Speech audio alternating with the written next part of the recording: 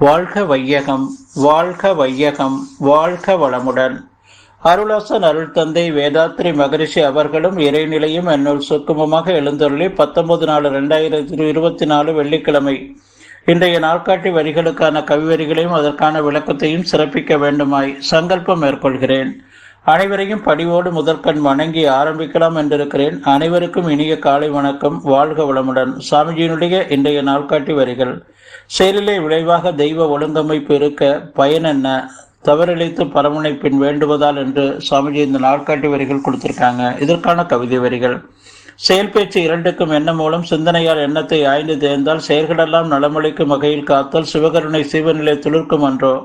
செயல்களிலே விளைவாக சிவத்தின் செய்கை சீரமையும் உண்மையினை உணர்ந்து போற்ற செயல்களெல்லாம் சிவபூஜையாகும் தேர்வோம் சிறு தெய்வம் சிலை மந்திரம் பொருள் வெட்டிக்கை என்ற ஒரு கவிதை கொடுத்திருக்காங்க. இன்னொரு கவிதையில செயல் ஒழுக்கம் சேவை சிந்தனை சீர்திருத்தம் சிக்கனம் இவ்வைந்தும் செழிப்பான வாழ்வழிக்கும் அயல் உயிர்களிடத்தும் அன்பும் அனைத்துலக அருள் நினைவும் அகநோக்கும் தவமுறையும் அறிஞர்களுக்கு இயல்பாகும் என்று இந்த 4 வரியில சொல்றாங்க. இன்னொரு 4 வரியில விளைவில்லா வினையில்லை வினையினுடைய விளைவுபட தொக்கி நிற்கும் இயற்கை நீதி விளைவுக்கு வினைக்கும் இடை கால நீளம் விளைவு தரம் இவை வினையின் தன்மை ஒக்கும் என்று சுவாமிஜி நமக்கு இந்த நாள்காட்டி வரிகளுக்கான இந்த கவிதை வரிகள் கொடுத்திருக்கிறாங்க.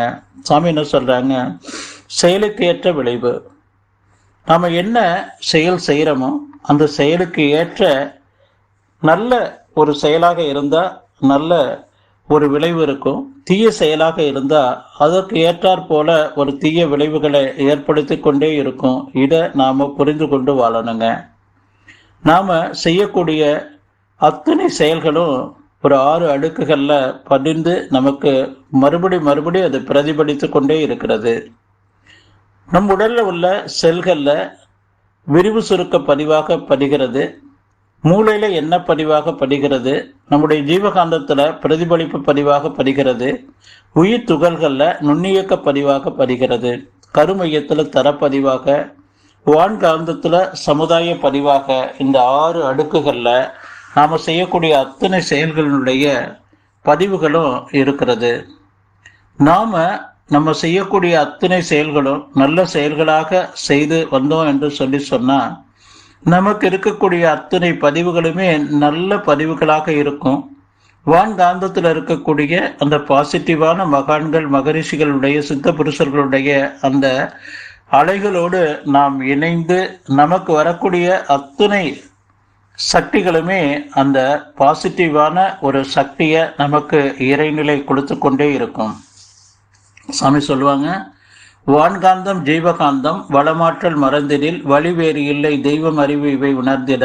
ஏனென்றால் மெய்ப்பொருளோ எங்கும் நிறை பெருவெளி இதனோடு விண்சுழலின் அலையிறைந்து உறைந்திட.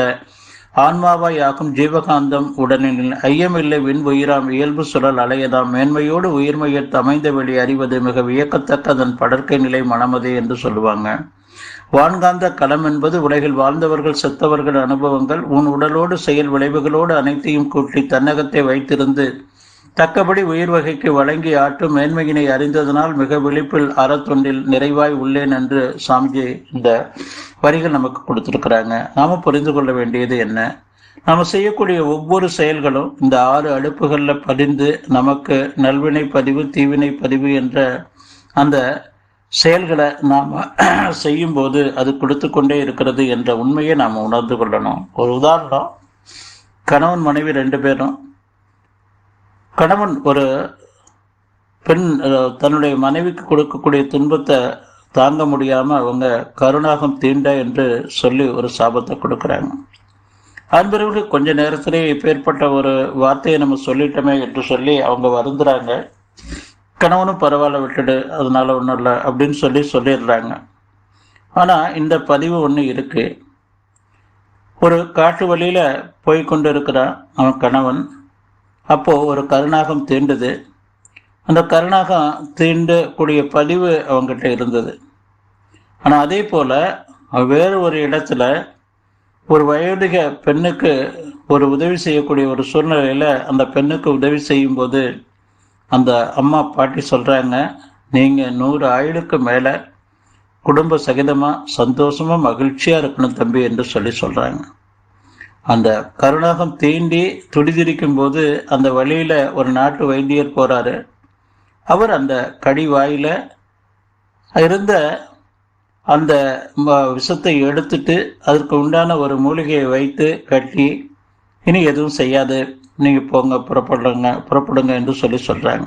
இது நான் ஏங்க சொல்ல வரேன்னா, நாம செய்யக்கூடிய நல்வினை பதிவுகள், நம்மிடம் இருக்கக்கூடிய தீவினை பதிவுகளை கூட அது பாதிப்பு இல்லாத அளவுக்கு செய்திடும். நாம நம்மிடம் என்ன இருக்கிறது என்ற அந்த களங்க பதிவுகளையே பார்க்கணும், கவனிக்கணும். அதை விட கூடுதலாக நாம மேல் பதிவாக நல்ல பதிவுகளை நாம போட்டுக்கொண்டே இருந்தோம் என்று சொன்னா நாம மகிழ்ச்சியாக வாழலாம், மற்றவர்களுக்கும் நாம எந்த துன்பமின்றி வாழலாம் என்று சொல்லி நன்றியோடு நிறைவு செய்து கொள்ற இன்றைய சிந்தனையை வாழ்க வளமுடன், வாழ்க வளமுடன், வாழ்க